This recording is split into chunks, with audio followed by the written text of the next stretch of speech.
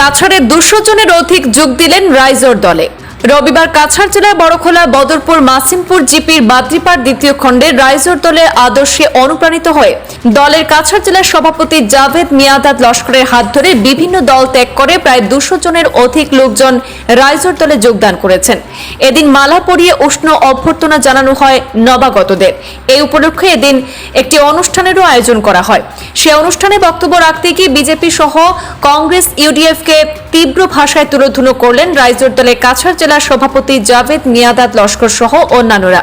তারা বলেন, স্বাধীনতার 75 বছর পরও এই এলাকায় উন্নতির ছোঁয়া লাগেনি। রাইজোর দল আসামের একমাত্র আঞ্চলিক দল। এই দল একমাত্র গরিব জনগণের হয়ে কাজ করছে। এই দলের সুপ্রিমো হচ্ছেন বিধায়ক অখিল গগৈ। শুধুমাত্র অখিল গগৈ বিধানসভায় রাজ্যের নির্যাতিত, নিপীড়িত গরিব মানুষদের হয়ে কথা বলেন। বিধায়ক অখিল গগৈর প্রতি কৃতজ্ঞতা প্রকাশ করে দলকে এগিয়ে নেওয়ার জন্য সবার সাহায্য সহযোগিতা চান তিনি।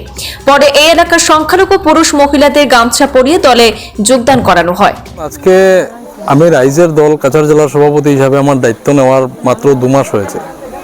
তো কাছাড় জেলার কালে শুধু বদরপুর, মাসিমপুর জিপিতে নয়, কাছাড় জেলার প্রতিটা প্রান্তে আমাদের যোগদান কার্যসূচি আছে।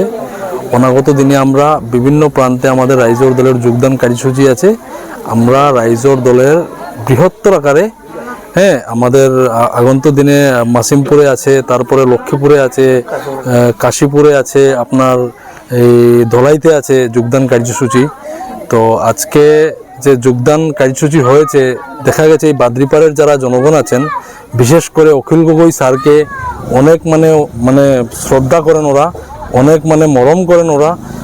রাইজোর দলকে অনেক যথেষ্ট ওরা সম্মান করেছেন, রাইজের দলকে যথেষ্ট সাপোর্ট করেছেন ওরা।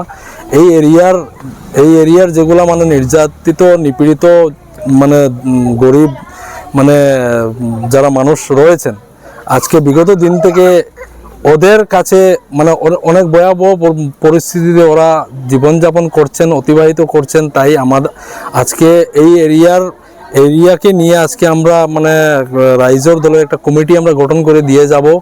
অনাগত দিনে এই বাদ্রিপাড় জিপির যেগুলা সমস্যা আছে, জ্বলন্ত সমস্যা, এই জ্বলন্ত সমস্যা নিয়ে আমরা কাছাড় জেলা কমিটির রাইজের দল আমরা সরব হয়ে আমরা জেলা প্রশাসনের দৃষ্টি আকর্ষণ করাবো অনাগত দিন।